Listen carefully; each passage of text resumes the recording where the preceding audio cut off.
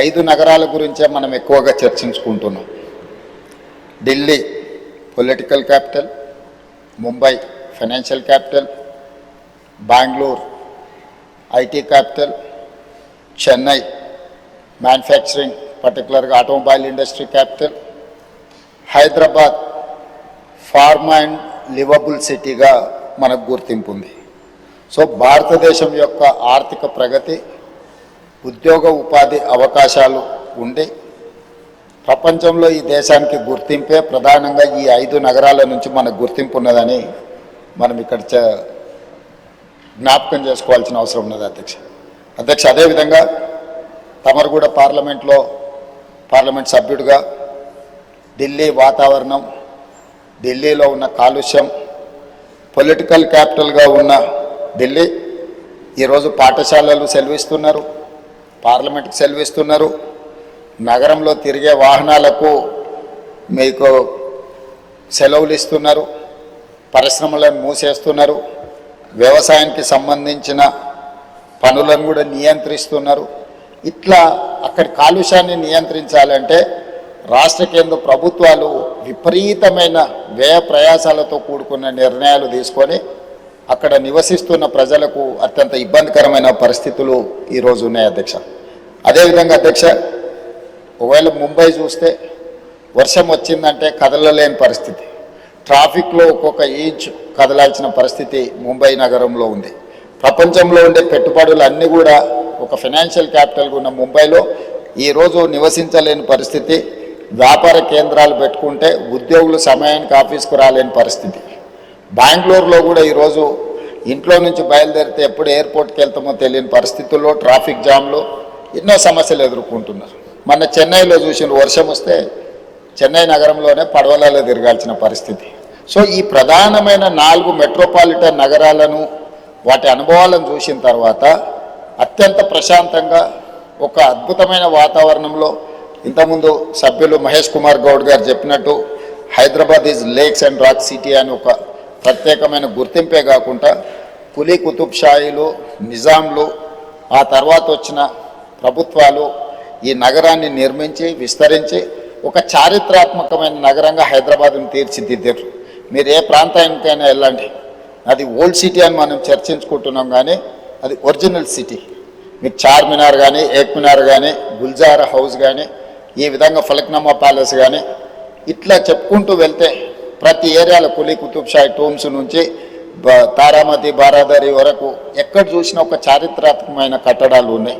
Salar Jung museum కానీ, city college కానీ, Osmania hospital కానీ, హైకోర్టు కానీ, ఉస్మానియా యూనివర్సిటీ కానీ, ఈరోజు మనం ఉన్న ఈ టౌన్ హాల్ కౌన్సిల్, ఈరోజు మనం ఇక్కడ ఒక అద్భుతమైన నిజాం కట్టించిన ఒక అద్భుతమైన పురాతన భవనంలో ఈరోజు మనం సభను నిర్వహించుకోవడం, ఇంత గొప్ప శోభతో కూడుకున్న సభలో ఈరోజు మనం పనిచేస్తున్నాం అధ్యక్ష. ఇట్లాంటి చరిత్ర కలిగిన ఒక అద్భుతమైన నగరం ఈరోజు మానవ తప్పిదాల వల్ల మనం కొన్ని సమస్యలను ఎదుర్కొంటున్నాం. ఇది ప్రకృతి వైపరీత్యాల వల్లనో లేకపోతే మన టెరైనే ఆ విధమైన సమస్యలు, మన భూభాగము, మన ప్రాంతమే ఆ సమస్యలతో కూడుకొని ఉన్నదంటే అది ఒక రకమైన సమస్య. కానీ ఈరోజు ప్రధానంగా మన నగరం ఎదుర్కొంటున్న ప్రధానమైన సమస్యల మానవ తప్పిదాల వల్ల వస్తున్న సమస్యలు. మానవ తప్పిదాలలో ప్రధానంగా ఈరోజు ఆర్థిక స్తోమత పెరిగింది.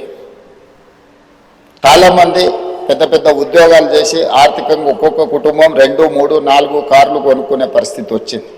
సో ఈ కార్లు ప్రయాణించాలంటే మనకు రోడ్ల విస్తరణతో పాటు కార్ల పార్కింగ్ కోసం కూడా ఈరోజు మనం సరైన వసతులు ఏర్పాటు చేయాలి. షాపింగ్ మాల్స్ దగ్గర కానీ, కమర్షియల్ మాల్స్ దగ్గర కానీ, లేకపోతే ప్రజలు ఎక్కడైనా వినోదం కోసం, విహారం కోసం పోతే అక్కడ మనం పార్కింగ్లు చేయాలి.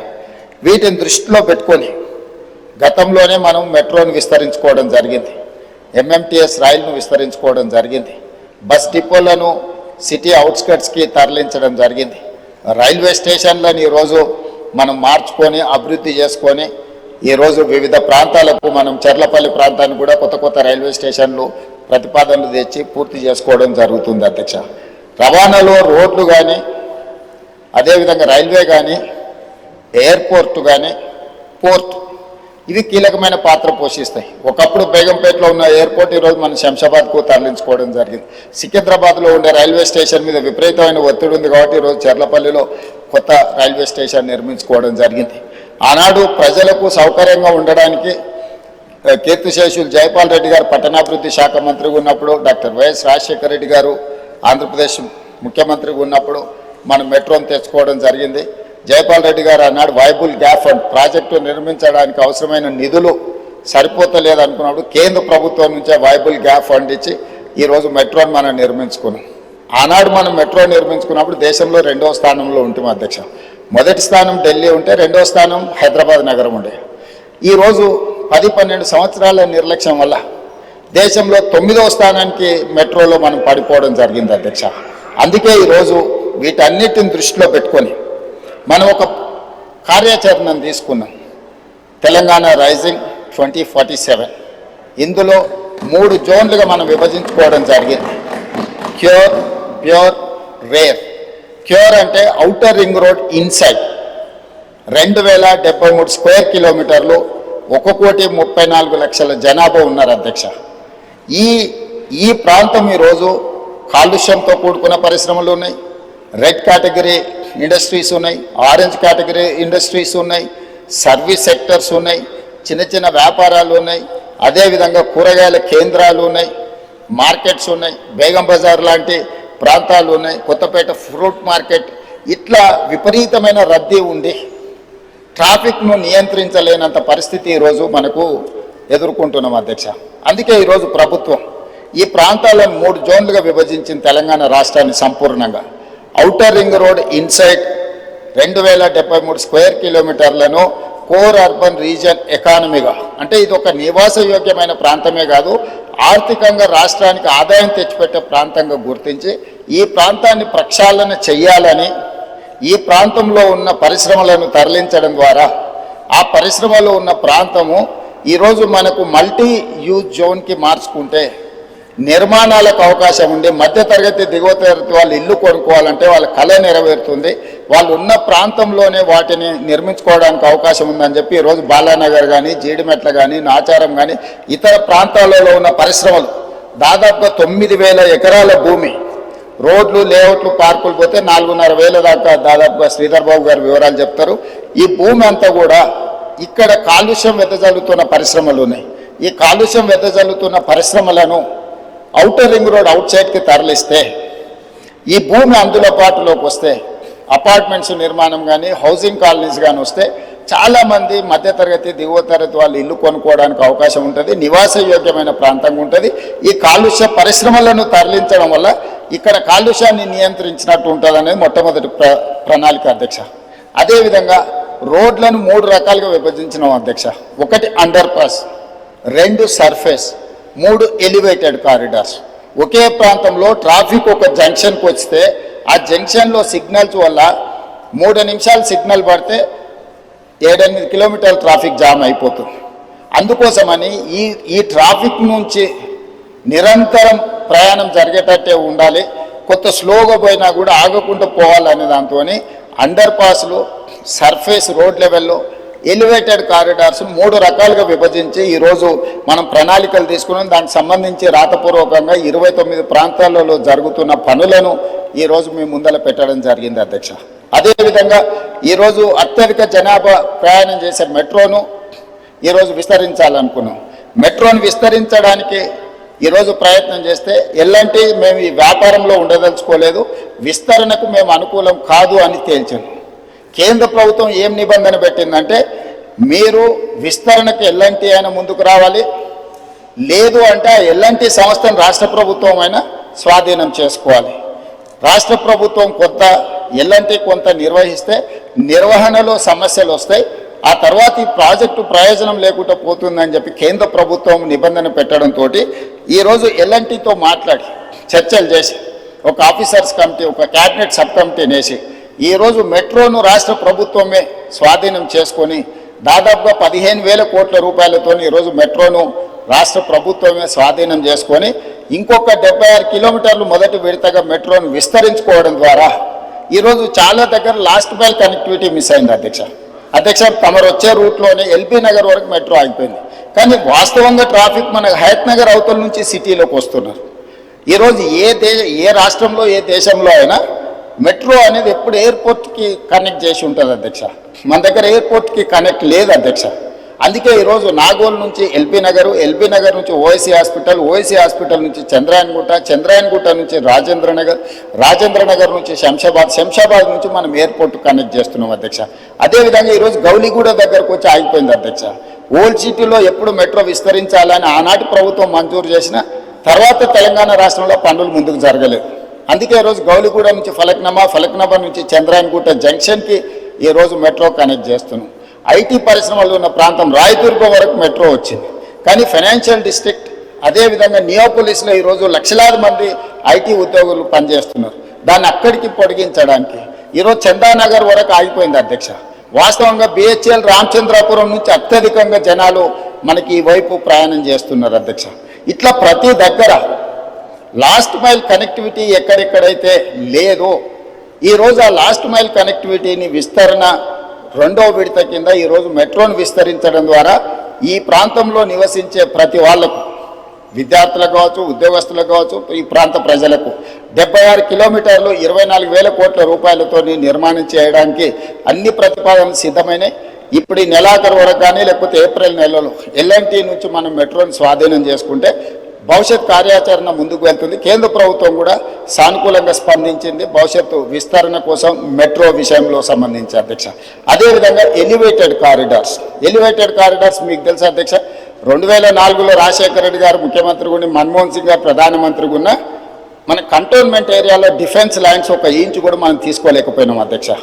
కానీ 2023 డిసెంబర్ 7న మనం బాధ్యత తీసుకున్న తర్వాత కేంద్ర ప్రభుత్వంతో చర్చించి ఒక సానుకూలమైన వాతావరణంలో దాదాపుగా 153 ఎకరాలు ఇటు షామీర్పేట వైపు అటు మేడ్చల్ వైపు ఎలివేటెడ్ కారిడార్ కట్టడానికి అవసరమైన రోడ్ల విస్తరణ కోసము భూసేకరణకు కేంద్ర ప్రభుత్వాన్ని ఒప్పించి ఈరోజు డిఫెన్స్కు జవహర్ నగర్లో వాళ్ళ ఫైరింగ్ రేంజ్ కోసం దానికి భూమికి బదులు భూమి ఇచ్చి ఈరోజు విస్తరణ కోసం ఒప్పించిన పనులు వేగంగా జరుగుతున్నాయి అధ్యక్ష. ఉత్తర తెలంగాణ మొత్తం అక్కడి వరకు వచ్చి బాటిల్ నెక్ అయిపోతుంది అధ్యక్ష. మీకు కరీంనగర్ ఇది ఆదిలాబాద్ నుంచి ఆ ప్రాంతాల నుంచి ఎవరు వచ్చినా ఎగ్జాక్ట్గా మీకు ఆ కంటోన్మెంట్ ఏరియాకు రాగానే ఇంచు టు ఇంచు కదలాల్సిన పరిస్థితి వచ్చింది అధ్యక్ష. అందుకే ఈరోజు ఈవెన్ బేగంపేట ఎయిర్పోర్ట్లో కూడా ఎయిర్పోర్ట్ మధ్యలో నుంచి ఈరోజు అండర్ పాస్కి మనం అనుమతి తీసుకొచ్చినాం అధ్యక్ష. ఎయిర్పోర్ట్ అథారిటీ ఆఫ్ ఇండియా నుంచి దేశంలో ఎక్కడ కూడా పైన విమానాలు ఎగురుతుంటే ఎయిర్పోర్ట్ రన్వే కింద నుంచి రోడ్ ఎక్కడ లేదు అధ్యక్ష.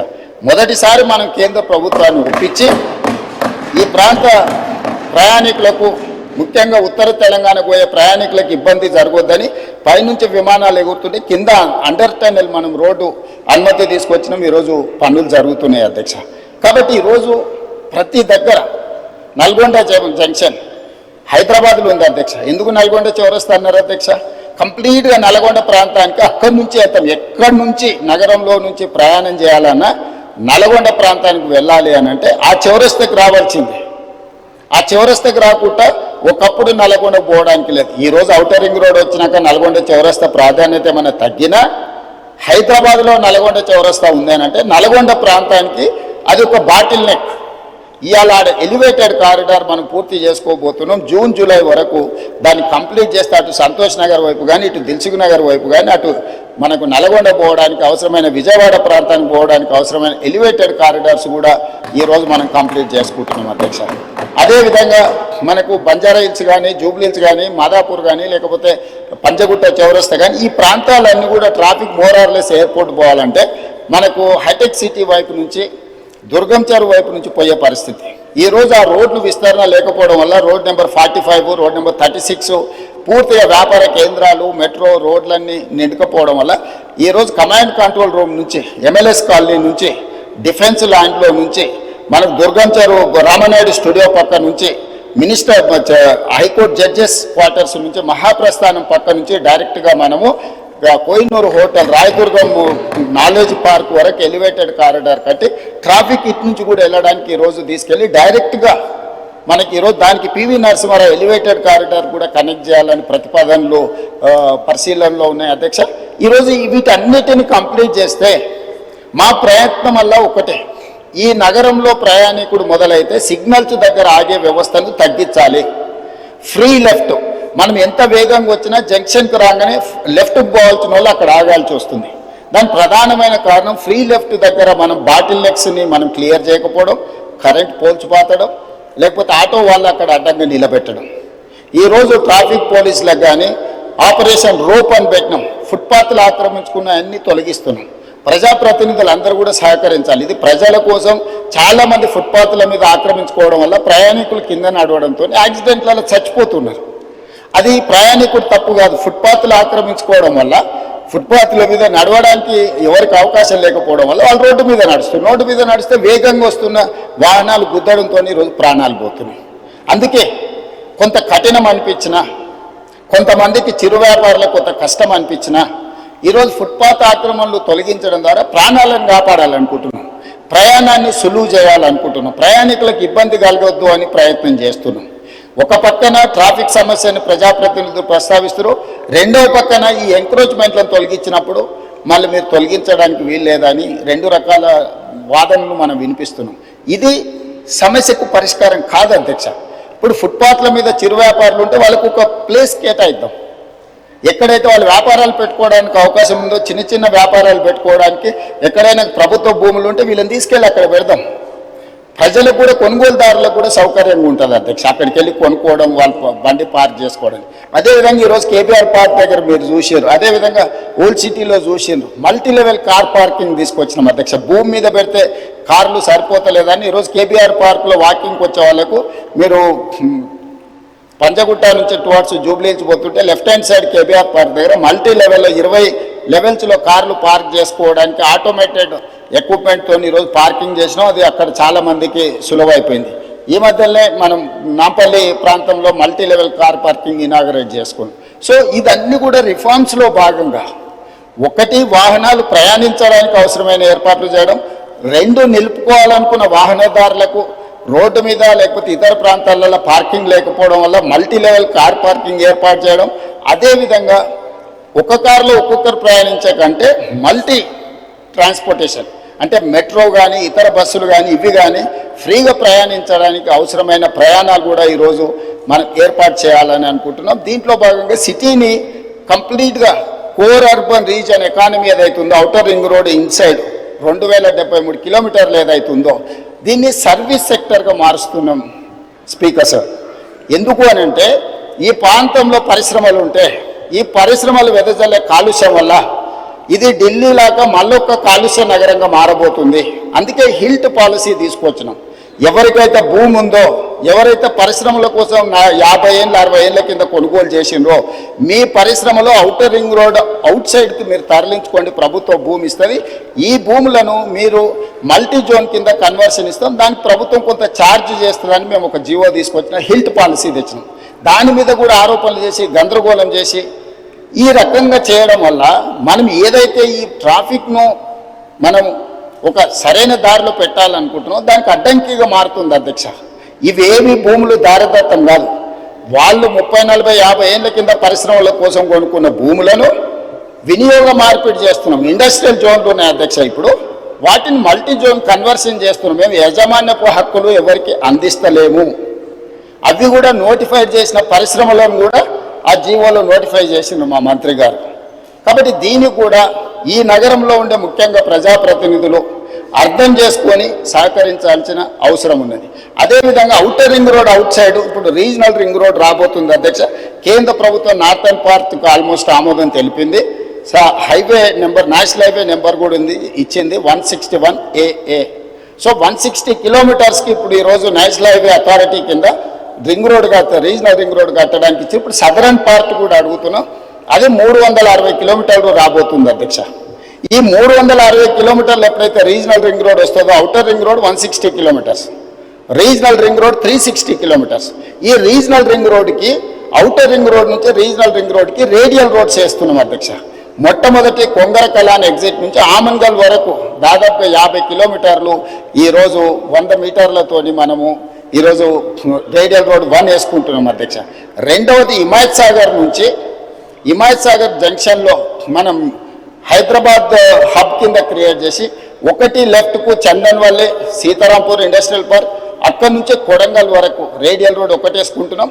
అక్కడి నుంచి మూసీ మీదకి అంటే హిమాయత్ సాగర్లో మూసీ మీదకి ఎలివేటెడ్ కారిడార్ స్టార్ట్ అయితే రామోజీ ఫిలిం సిటీ దగ్గర ఉన్న గౌరెల్లి వరకు ఈరోజు మనం ఎలివేటెడ్ కారిడార్ వేసుకుంటున్నాం అధ్యక్ష. సిటీ మధ్యలో నుంచి ఈ రవాణా సౌకర్యం ఏర్పాటు చేస్తే ఈరోజు మీకు హిమాయత్ సాగర్ నుంచి గౌరెల్లికి పోవాలంటే రామోజీ ఫిలిం సిటీ వైపు నుంచి వెళ్తే 69 కిలోమీటర్లు అవుతుంది. పటాన్ చెరువు నుంచి పోవాలని అంటే దాదాపుగా మీకు 80 కిలోమీటర్లు అవుతుంది అధ్యక్ష, 90 కిలోమీటర్లు అవుతుంది. సో ఈ మధ్యలో నుంచి వెళ్తే 35 కిలోమీటర్లనే మనము నార్సింగ్ నుంచి మనం డైరెక్ట్గా గండిపేట నుంచి గౌరెల్లి వరకు 40 కిలోమీటర్లు ప్రయాణం చేస్తే ఎలివేటెడ్ కారిడార్లో మనం చేరుకుంటాం అధ్యక్ష. సిటీలో ఉన్న వాళ్ళు కూడా ఎక్కడికి వెళ్ళాలన్నా సుదూరం ప్రయాణం చేయాల్సి వస్తుంది.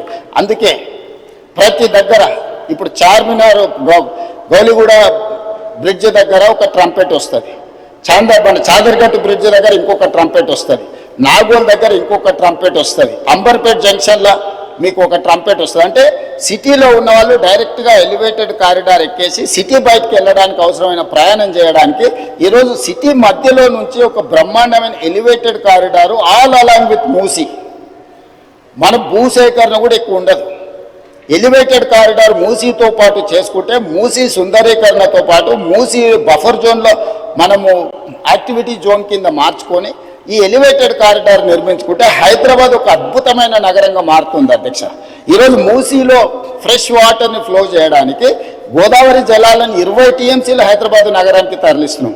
17.5 టీఎంసీలు తాగునీటి కోసం, 2.5 టీఎంసీలు హిమాయత్ సాగర్ ఉస్మాన్ సాగర్లో పోసి మూసి మొత్తం ఆ నీళ్ళను ప్రవహిస్తే కింద నల్గొండలో వ్యవసాయానికి ఉపయోగపడే విధంగా ఒక ఫ్రెష్ వాటర్ని ఫ్లో చేస్తాం. మూసీలో ఉన్న కాలుష్యం ఈరోజు నగరంలో ఉండే అన్ని డ్రైనేజ్ వ్యవస్థలన్నీ అక్కడికి వస్తున్నాయి అధ్యక్ష. నగరంలో 783 స్క్వేర్ కిలోమీటర్లు టెరేన్ ఇట్లు ఉండడం వల్ల ఇక్కడ ఉండే డ్రైనేజ్ వ్యవస్థ కానీ వర్షాలు కానీ కాలుష్యం నీరు కానీ పరిశ్రమల నీళ్లు కానీ మూసీలకి వచ్చి చేరుతున్నాయి అధ్యక్ష. ఈరోజు ఈ డ్రైనేజ్ వ్యవస్థను మొత్తం అరెస్ట్ చేసి సివరేజ్ ట్రీట్మెంట్ ప్లాంట్లు పెట్టి ఆ వాటర్ని ట్రీట్ చేసి ఆ వాటర్ని కూడా హైదరాబాద్ నగరంలో కన్స్ట్రక్షన్ పరిశ్రమలకు వాడాలని, ఇండ్లు కట్టుకోవడానికి, నిర్మాణానికి వాడడానికి, పరిశ్రమల నీళ్లు వాడడానికి, డేటా సెంటర్స్కు నీళ్లు చాలా అవసరం అధ్యక్ష. ఈ గ్రే వాటర్ని డేటా సెంటర్స్కి ఇవ్వడానికి ఈరోజు ఒక బ్రహ్మాండమైన ప్రణాళికతో మనం ముందుకు వస్తున్నాం అధ్యక్ష. ఈ నగరాన్ని మొత్తం ఈరోజు కోర్ అర్బన్ రీజియన్లో పెరి అర్బన్ రీజియన్, ఈ పెరి అర్బన్ రీజియన్లో కూడా పరిశ్రమలు పెట్టడానికి అవసరమైన మ్యానుఫ్యాక్చరింగ్ జోన్ క్రియేట్ చేసినాం. అది 10,000 స్క్వేర్ కిలోమీటర్ల అధ్యక్ష. Outer ring road out side, regional ring road inside 10,000 square కిలోమీటర్ల ప్రాంతంలో పరిశ్రమలు పెట్టడానికి అవసరమైన ప్రణాళికలన్నీ సిద్ధం చేసి రేడియల్ రోడ్ చేసి భారత్ ఫ్యూచర్ సిటీ అని ఒక 30,000 ఎకరాలలో ఒక కొత్త నగరాన్ని నిర్మించాలని ఈరోజు ఒక బ్రహ్మాండమైన ప్రణాళికతోనే ఒక కార్యాచరణతో మనం ముందుకు వస్తున్నాం అధ్యక్ష. సో ఈ ప్రణాళికలన్నీ కూడా ఈరోజు మన సభ్యులు ఏదైతే ప్రశ్నలు అడిగినరో ట్రాఫిక్ రిలేటెడ్ ఎలివేటెడ్ కారిడార్స్ ఏమైనా అంటుండ్రో ఈ నగరానికే పరిమితం చేయకుండా 2,000 స్క్వేర్ కిలోమీటర్ల పైన ఉన్న కోర్ అర్బన్ రీజను దానిపైన 10,000 స్క్వేర్ కిలోమీటర్లకు విస్తరించి రీజనల్ రింగ్ రోడ్డు లోపల ఒక బ్రహ్మాండమైన అద్భుతమైన నగరంతో పాటు నిర్మాణానికి అవసరమైన పరిశ్రమలు పెట్టడానికి అవసరమైన కార్యాచరణని ట్రంక్ ఇన్ఫ్రాస్ట్రక్చర్ని ఈరోజు డెవలప్ చేయాలనుకున్నాం. Regional ring road outside నుంచి దాదాపు 1,00,000 స్క్వేర్ కిలోమీటర్లు ఉంటుంది అధ్యక్ష తెలంగాణ. ఆ తెలంగాణ మొత్తం వ్యవసాయ ఆధారిత పరిశ్రమలు వ్యవసాయాన్ని చేయాలని ఒక కాంప్రహెన్సివ్ ప్యూర్ రేర్, ప్యూర్లో వచ్చేసి సర్వీస్ సెక్టర్, ప్యూర్లో వచ్చేసి మ్యానుఫ్యాక్చరింగ్ సెక్టర్, రేర్లో వచ్చేసి అగ్రికల్చర్ సెక్టర్, అంటే ఒక కాంప్రహెన్సివ్ ప్రణాళిక. ఈ కార్యాచరణ మొత్తం అమలు చేయడానికి ఇప్పుడు మన పాలసీని అడాప్ట్ చేసుకున్నాం అధ్యక్ష. ఈ పాలసీతో పాటు tourism policy, sports policy, industrial policy, energy policy, వీటన్నిటిని కూడా ఒక పాలసీస్ తీసుకొచ్చినాం అధ్యక్ష. పాలసీ లేకుండా పనిచేస్తే గతంలో జరిగినట్టు నచ్చితే నజరానా నచ్చకపోతే జుర్మానా అనే విధానాన్ని ఈరోజు నియంత్రించాలని ప్రభుత్వము పారదర్శకంగా ఎవరైనా ఉండని ఈ పారామీటర్స్కు లోబడి అప్లికేషన్ పెట్టుకుంటే ఆన్లైన్ క్లియర్ చేసినట్టు ఈరోజు ఒక పారదర్శకమైన పరిపాలన. ఇప్పుడు గుడ్ గవర్నెన్స్ కాదు అధ్యక్ష, స్మార్ట్ గవర్నెన్స్కు మనం ఎదగాల్సిన అవసరం ఉంది. సిటిజన్ చార్ట్ పెట్టుకొని ప్రజలు ఏమడిగిన సేవలు వాళ్ళ ఇంటికే కంప్యూటర్లో ఆన్లైన్లో వాళ్ళకి ఇచ్చే ఒక వ్యవస్థను అభివృద్ధి చేస్తున్నాం అధ్యక్ష.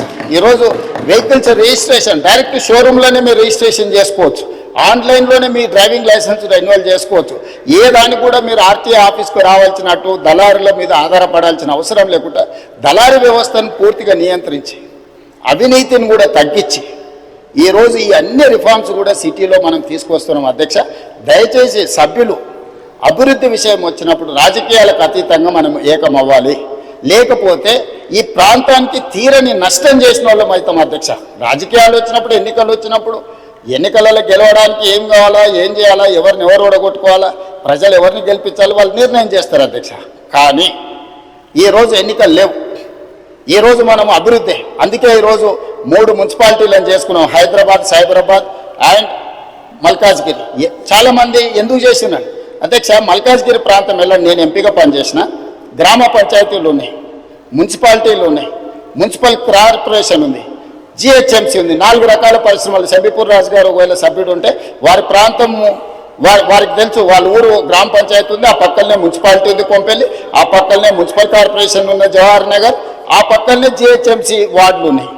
4 రకాల పరిపాలన స్థానిక సంస్థలలో జరగడం వల్ల గ్రామ పంచాయతీ పార్టీకి గ్రామ పంచాయతీ పనిచేస్తుంది, మున్సిపల్ పార్టీకి మున్సిపల్ పనిచేస్తుంది, మున్సిపల్ కార్పొరేషన్ వేరేలాగా పనిచేస్తుంది, జిహెచ్ఎంసీ ఇంకొకలాగా పనిచేస్తుంది. దీంతో అధికారుల మధ్యలో అవగాహనలో లోపం, ఈ అవగాహన లోపం వల్ల ఇచ్చే అనుమతులలో లోపం. ఒక దగ్గర 20 ఫీట్ల రోడ్డు ఉంటుంది, అప్పుడే 100 ఫీట్లు అవుతుంది, అప్పుడే మళ్ళీ 30 ఫీట్లు అవుతుంది.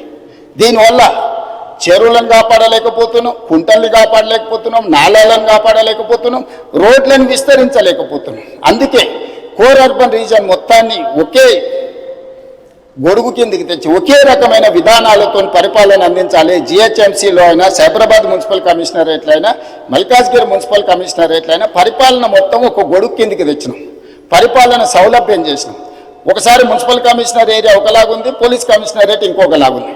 అందుకే కోటర్మినస్ చేసినాం అధ్యక్ష.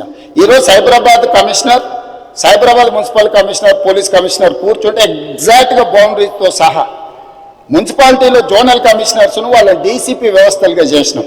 ఒక డీసీపీ ఒక జోనల్ కమిషనర్ కూర్చున్నాడంటే ఎగ్జాక్ట్గా 1 ఇంచు కూడా 1 ఇల్లు కూడా తేడా లేకుండా ఏ నిర్ణయం తీసుకుని అమలు చేసేటట్టు, ట్రాఫిక్ కావచ్చు, నిర్మాణం కావచ్చు, లేకపోతే కాలుష్య నియంత్రణ కావచ్చు. సో ఈ రకంగా చేసుకున్నాం. మిగతా రంగారెడ్డి ప్రాంతాన్ని మనం ఫ్యూచర్ సిటీ కమిషనరేట్ కింద పోలీస్ కమిషనరేట్ చేసినాం అధ్యక్ష. భువనగిరిని మనం ఎస్పీగా జిల్లాగా చేసుకున్నాం, సంగారెడ్డిని ఎస్పీగా జిల్లా చేసుకున్నాం, ఆ పక్కన ఉండే వికారాబాదును ఎస్పీ జిల్లా కింద చేసుకున్నాం.